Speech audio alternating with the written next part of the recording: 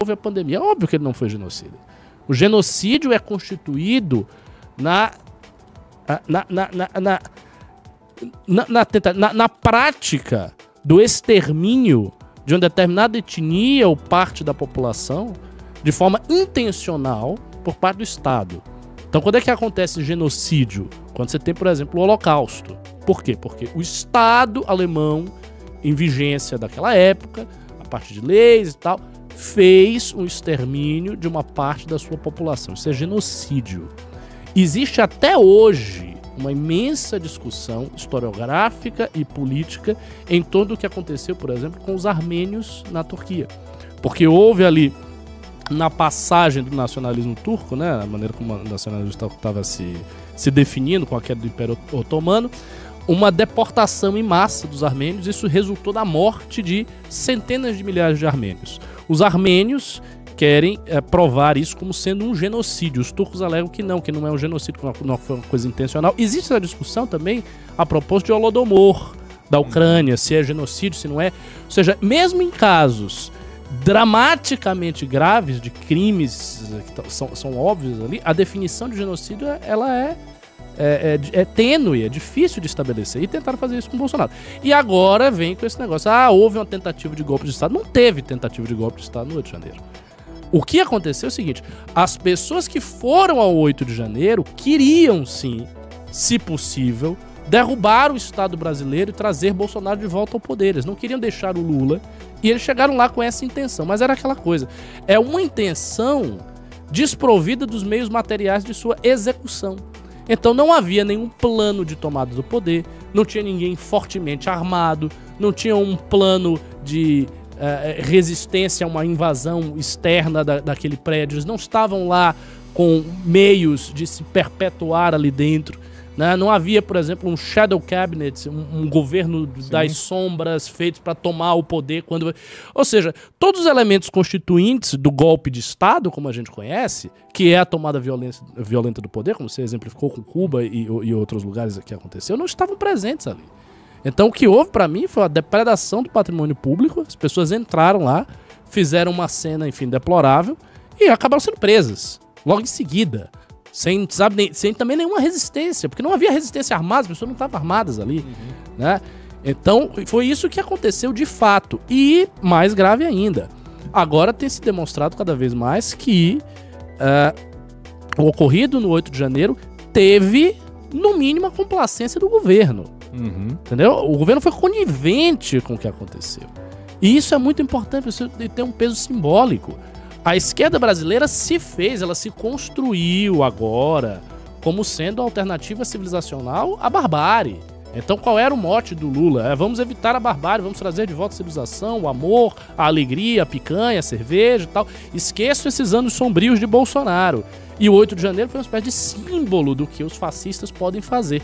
Ora, se o símbolo do que os fascistas podem fazer foi promovido também pela complacência da esquerda, pela complacência do senhor Flávio Dino, pela complacência do senhor Gonçalves Dias, que era o chefe do GSI, então você tem uma coisa muito grave aí, ou não? E por isso mesmo eles estão evitando a todo custo a instauração da CPMI. Que eu acho que é fatal, eu acho que vai acontecer, eu acho que esse assunto ainda vai ser bastante noticiado, e eu vejo ele como sendo o primeiro grande erro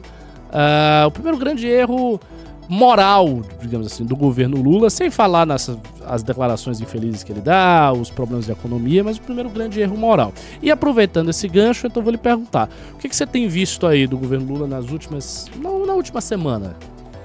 Cara, só para complementar essa questão ainda do 8 de janeiro, antes da gente entrar aí nessa análise do Lula, a gente precisa observar a estratégia de defesa, né, as narrativas que estão sendo testadas pelo governo, e a gente pega, por exemplo, o Capelli, que é o ministro interino do GSI, falando hoje que aquelas pessoas que estavam ali, o GSI tinha muita gente ainda do gabinete do general Heleno, como se isso fosse uma justificativa para a forma leniente com que os responsáveis pela segurança do Planalto reagiram à invasão.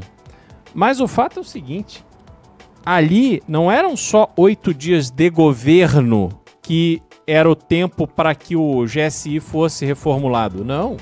A transição foram 2 meses. Lula ganha a eleição no final de outubro. Ele teve novembro e dezembro para trabalhar a transição e é óbvio que o general Heleno era uma figura intimamente ligada ao Bolsonaro e que era um foco que precisaria ser revisto de cabo a rabo por um governo que estava entrando em oposição, sem diálogo, com uma transição meio mequetrefe.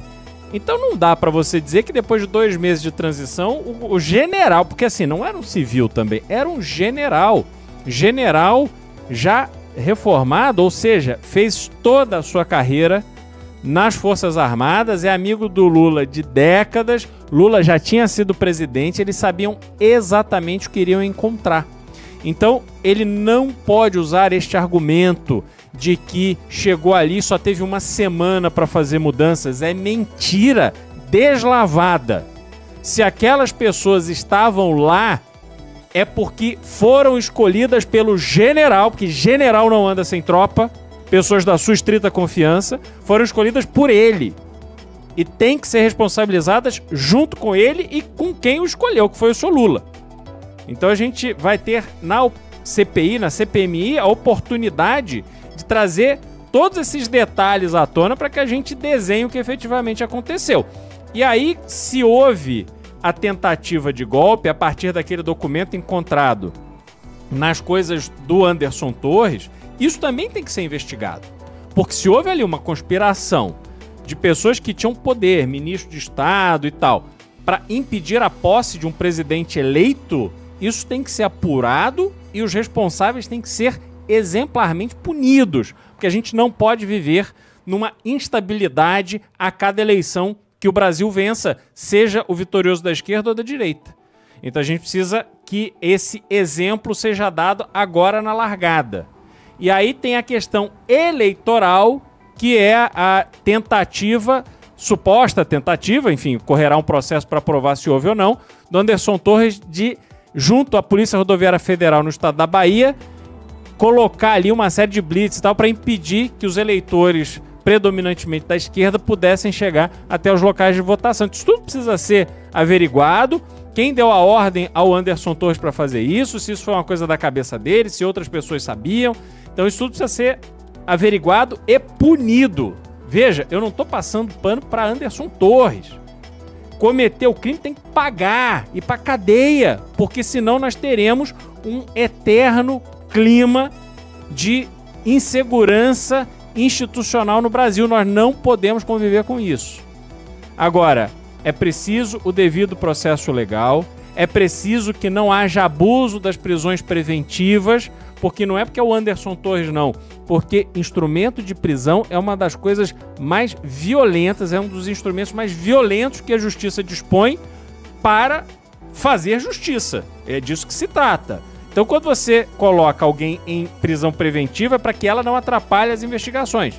Então, a gente precisa avaliar se faz sentido imaginar que, a essa altura, o Anderson Torres, impedido, óbvio, sairá da prisão, impedido de falar com as pessoas também investigadas, impedido de sair de casa, impedido de um monte de coisa, com tornozeleira e tal. Enfim, é razoável que ele esteja na prisão e o Flávio Dino esteja aí solto, ministro de Estado? Não me parece razoável, não me parece que esse é o conceito de justiça.